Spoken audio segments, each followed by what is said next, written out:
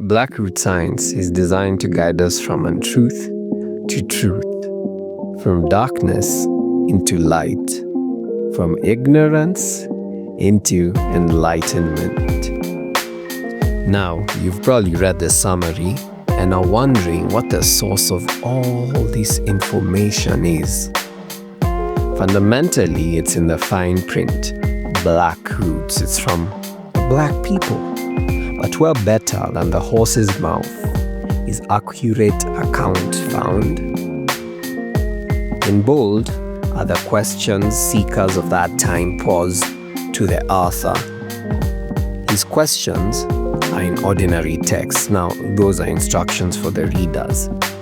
For you listeners, I'm going to try and make a distinction through my tonal variation on what the question is and how the answer came about. Enjoy. And of course, I'm gonna throw in commentary somewhere in there, so I hope you have a great time listening. Very interesting read. Where did you get all this information from? Who told you about it? And who told the person who told you, and etc.? As in, where did this all originate from? I was taught the ancient history of our people by the elders of my tribe. They have kept it in safe custody for many thousands of years and pass it from generation to generation through oral teachings and initiation. Now, notice how funny that is. Oral traditions has been something that has been passed down about African culture. For aeons, we've been taught this, it's repeated in our textbooks and stuff like that. And isn't it beautiful seeing a high initiate repeat the exact same truth that people are privy to? Anyway, let me continue. I may have missed it, but could you give us some indication of what part of Africa your information comes from? Some of it is very familiar. Other parts are completely foreign and don't seem to correlate with any indigenous spiritual system in Africa, of which I am aware. You also spoke of initiations. To what, by whom, and of what lineage? I'm from the tribe called Batswana. My people live in different regions in southern Africa, in the countries of Malawi, Zambia, Zimbabwe, Angola, and Namibia, but mostly in South Africa and Botswana. Our language is called Setswana or Setswana. I'm probably mispronouncing it, but you get the point. The elders that I mentioned are the custodians of secret knowledge in my tribe. This type of secret dissemination of knowledge exists in many other tribes throughout Africa. Now, to kind of also support the veritability of this information is, if you go and read the book of Water and the Spirit, I'll speak about it again a bit later, you'll realize that indeed, yes, there are actually tiers of initiations, and this is a method through which Africa passes down secret teachings. And for the Agikuyu community in Kenya, when you visit yamombi.com and read about some of the Kikuyu traditions and listen to this guy, more so if you understand Kikuyu, he explains it in Kikuyu primarily. The ancient pharaohs of Egypt would actually go to Mount Kenya and get initiated by elders into the ways of the ancients. Anyway, let me continue. This type of secret dissemination of knowledge exists in many other tribes throughout Africa. It originated, or rather, became secret in ancient Egypt 6,000 years ago. Before then, it was taught openly to all black people, starting at childhood. You consider all of Batswana to be one tribe. Are your initiations considered general rites, which are conveyed among African community members as they reach certain ages, or are you receiving specialized training as a Dingaka and or Sangoma? If you serve in one of those two capacities, please tell us how long you have been in training. It's rather exciting to think we have some African healers or priests from Southern Africa living in the Americas. Also, if you don't consider it intrusive, please place more environmental context on your information. Tell us what the names of the creator, intermediary gods and ancestors are within your tradition. What are some of the rituals that are safe for general public to practice? Outside of oral history, what are you authorized to share with Africans born in the West? If you don't mind, I want to put a small note on the first page of this post and in the title bar indicating that your spiritual knowledge is from Botswana. Our tribe of Batswana is divided into many smaller clans. I'm from the clan called Bakatla. I'll briefly outline our initiation system for those who are new to such information. There are 3 types of initiatory training among my people, as is the case among many African tribes. The first is general rites, as you put it, which youths undergo at about puberty. Funny story, that is exactly where the Book of Water and Spirit comes in. Malidoma Some actually was telling his story in that book of him undergoing the general rites initiation. And you might think it's just, the normal initiation you hear of people going to the bush, but how he actually describes it will later on get into particular context of communities that didn't forget or rather communities that carried on the preservation of culture despite the corruption of our culture over time, and still had a very strong experience and connection with the other world. So do read that story of Water and the Spirit as more of a fiction novel, which is not necessarily fiction but vivid reality. After all, reality is often stranger than fiction, isn't it? And well, boy, girl, you're in for a serious awakening. Anyway, let's go on. The first is general rites, as you put it, which youths undergo at about puberty. After that, a handful are selected to be trained as Dingaka, singular, Dingaka, plural.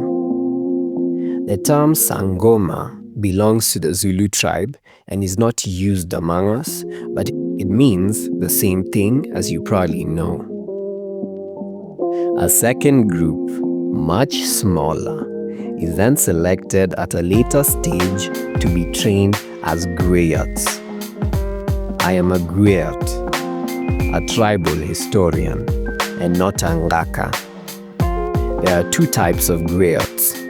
The first is called Moseki, or a memorizing griot in quotes for lack of a better word. Such initiates are trained usually from childhood in certain rites that vastly improve their powers of memory to exceed that of ordinary people. Then they are taught oral history and memorize it word for word so they can transmit it to following generations exactly as they received it. Isn't that beautiful though, before I jump into the second type of griot? To think, or rather to connect the beauty of oral tradition, it wasn't as simple as the limitations that we put in the textbook that information could be corrupted over time. Yes, it still happened, but look at the discipline of African culture. People were actually initiated, and if you're familiar with the rigors of initiation, you know that this was extremely serious, that people had memories that spanned decades and they could remember with absolute clarity. And on top of that remembrance, others came before who could remember the exact same or even better ways and transmitted information down the bloodlines all the way to today. I find that absolutely fantastic. Anyway, we continue. The second type of griot is called Motshidi. This word is difficult to translate, but it effectively means one who lives with the ancestors. I am a Motshidi. The central tenet of African initiation rites is that the lives of our ancestors, the gods, are still as vibrant today as they were in their time. With this tenet as a foundation, we are trained to access that vibrancy and transport our minds or spirit to their time. Now, something very interesting about this particular part, for the ones who are familiar with Mbiti, a Kenyan philosopher, correct me if I'm wrong. Basically, I got familiar with this from one of the videos on YouTube by this lady who was just talking about Mbiti's book, where he explains about Sasa and Zamani, that's exactly all that exists within African cultures, to echo the synergy, how basically across Africa we are all coherent. Like at a root level we might practice differently, but our primary messages move in coherence regardless of where we find ourselves. So Mbiti, Sasa and Zamani, for the ones not familiar with Swahili, Sasa means now, Zamani means the past. And those are the fundamental anchors of Africa. There is no future. There is only Sasa and Zamani. And it's interesting to see how a Motshidi travels to the past. And when you just do the plays of your mind, you see how it all makes sense, that if I can learn from the ways of the past, or if I can see the lives of the past, there's a lot of inspiration I can get to build the future in our image. I find that fascinating. Now, with this tenet as a foundation of the vibrancy of the lives of our ancestors, today, as they were in their time, we are trained to access that vibrancy and transport our minds or spirit to their time. We are guided to travel in spirit until we reach what we call Mojako, the gate, and receive the blessings of the gatekeeper. Then we are assigned a custodian, through whose eyes and mind we see the past.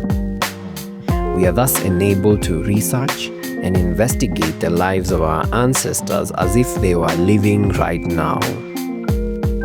The time we live in that state we call Ditoro or Dreamtime. It's not related to outside time. In just 3 nights, we're able to live 1,000 years or more in Ditoro. The experience of Ditoro has a vividness that exceeds that of modern ordinary experiences. Now, I am Kikuyu. And the funniest thing about the relation of words is Ditoro. In Kikuyu, Ditoro means I am asleep.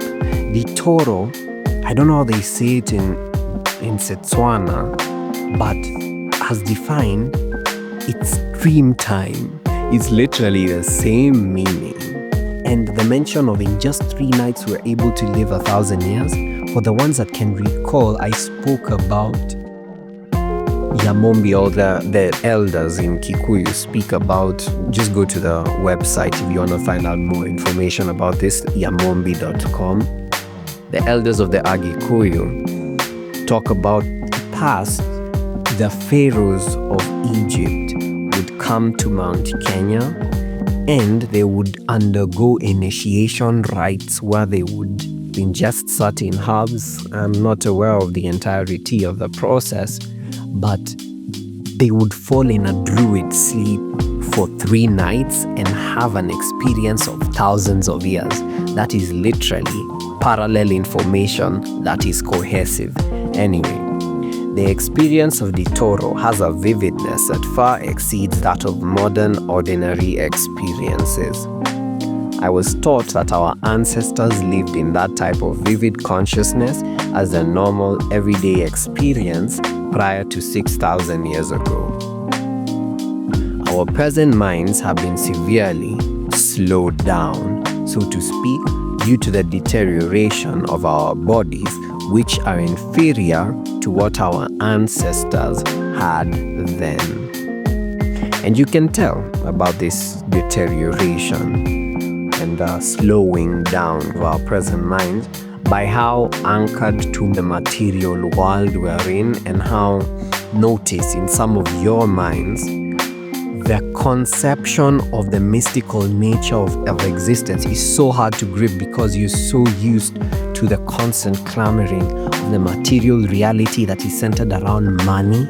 The concept of life has deteriorated to just a small sphere of things that bring full satisfaction. Anyway, we continue. Our present minds have been severely, quote-unquote, slowed down, so to speak, due to the deterioration of our bodies, which are inferior to what our ancestors had then. What we discover in that state becomes indelibly etched in our mind. It is just as vivid today in my mind as it was when I completed my first Ditoro 21 years ago. That's a brief overview of the experience.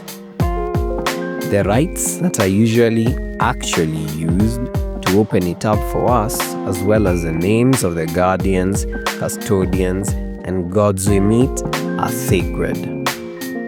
What little I've told is about as much as I'm allowed to tell. Now, that is a secrecy, showing itself that is very much still present in traditions, and that's why some of these things, some of the habits that we see happening all around us, this protection of trade secrets, etc., they're not necessarily bad things. It's just the way things have been. It's just how we have been initiated, and it is subconsciously etched in us over time. And the funniest thing is, I'll reference once more as we close the book of Water and the Spirit.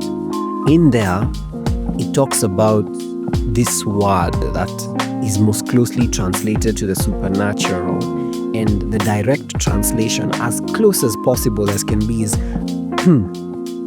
that which knowledge cannot eat. Literally, that's the supernatural world. That which knowledge can't eat. You cannot put your finger around it. What good would it do to document in this Western way? We continue.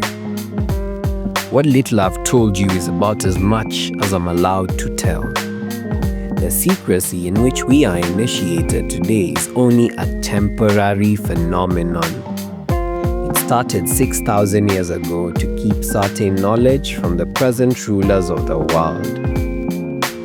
Before then, all black people were taught as a matter of course, using the same kind of rites and rituals.